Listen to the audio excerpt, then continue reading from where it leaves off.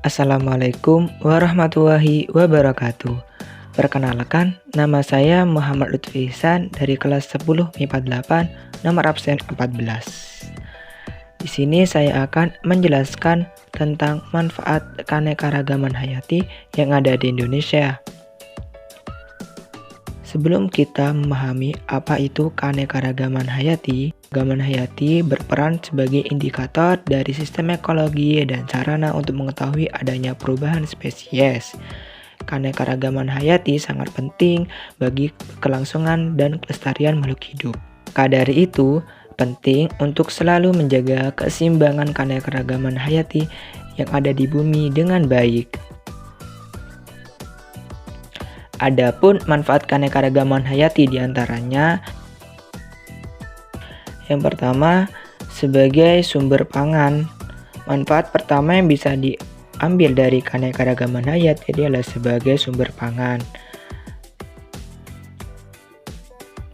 Beberapa contoh sumber bahan makanan yang dikonsumsi manusia dari berbagai jenis hewan dan tumbuhan adalah bahan makanan berkarbohidrat, contohnya padi, singkong, jagung, dan lain-lain.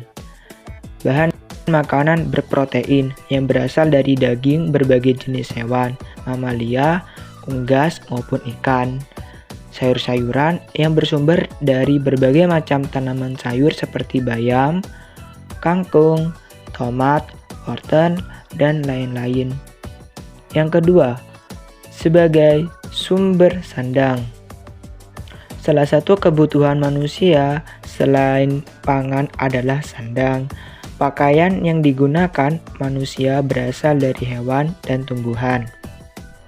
Meski seiring perkembangan zaman, pakaian dibuat dari bahan sintetis, tetapi masih ada beberapa produk fashion yang dibuat dari bagian tubuh hewan atau tumbuhan tertentu. Contohnya yaitu kain dibuat dari kapas yang merupakan buah dari tanaman randu.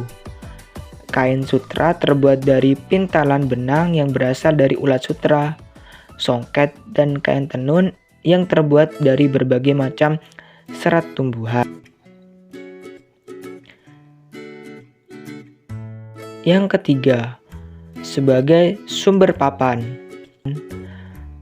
Rumah tempat tinggal manusia memanfaatkan berbagai jenis tumbuhan sebagai bahan bangunan dan aksesorisnya.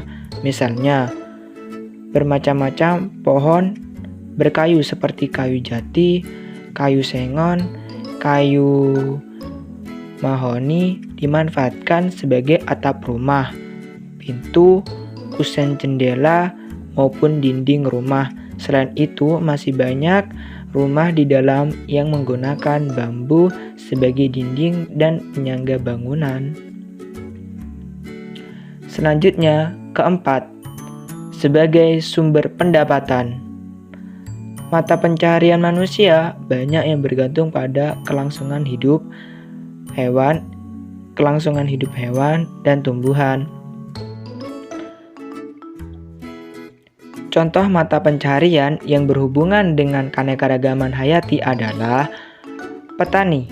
Bermacam-macam tanaman petani dimanfaatkan petani sebagai sumber pendapatan. Di antaranya adalah tanaman padi, jagung, kacang hijau, dan sebagainya. Nelayan. Sebagai pencari ikan, nelayan menggantungkan pendapatan pada banyaknya ikan yang mereka peroleh. Selanjutnya, kelima, sebagai bahan obat-obatan. Indonesia mempunyai sekitar 1000 spesies tanaman obat. Tanaman obat tersebut dapat ditanam di rumah sebagai tanaman obat keluarga atau yang disebut dengan toga. Selain itu, teknologi yang terus berkembang membantu industri jamu atau obat tradisional untuk mengetahui manfaat dari setiap bagian tanaman yang berkhasiat. Contohnya yaitu tanaman jahe, kencur, temulawak, daun sirih, kayu putih, buah mengkudu, dan alang-alang. Yang keenam, sebagai bahan kosmetik yang digunakan perempuan banyak memanfaatkan keanekaragaman flora di Indonesia. Misalnya, minyak bunga melati dan bunga kantil digunakan untuk parfum, ekstrak lidah buaya untuk sampo, ekstrak bunga mawar untuk aroma bedak, ekstrak teh hijau, bengkoang, dan kelapa juga sering digunakan dalam berbagai jenis produk kosmetik. Ketujuh, sebagai sumber ilmu pengetahuan. Tentunya banyaknya keanekaragaman hayati di Indonesia tidak luput untuk sebagai penambah ilmu pengetahuan. Seseorang harus mengetahui ilmu anatomi hewan dan tumbuhan agar bisa mengembangkan potensi dari tumbuhan dan hewan tersebut. Dengan meneliti flora dan fauna, manusia bisa mendalami berbagai ilmu terutama dalam biologi. Penelitian tersebut akan menghasilkan berbagai metode keilmuan, misalnya perkembangan vegetatif buatan pada hewan maupun tumbuhan. Ilmu pengetahuan bisa terus berkembang dan berguna bagi manusia jika keanekaragaman hayati sebagai sumber ilmu dijaga eksistensinya. Kedelapan, sebagai aspek budaya. Budaya di beberapa daerah di Indonesia masih menggunakan tanaman dan hewan tertentu. Misalnya, pada upacara adat di daerah Sulawesi mengharuskan memotong hewan kerbau. Ritual larung sesaji di Jawa juga menyembelih sapi atau kerbau untuk dilarutkan ke laut. Budaya nyekar atau berkunjung ke makam juga memanfaatkan jenis-jenis flora seperti mawar, melati, dan kenanga untuk ditabur di atas makam. Dan yang terakhir, nomor 9, sebagai penyeimbang ekosistem.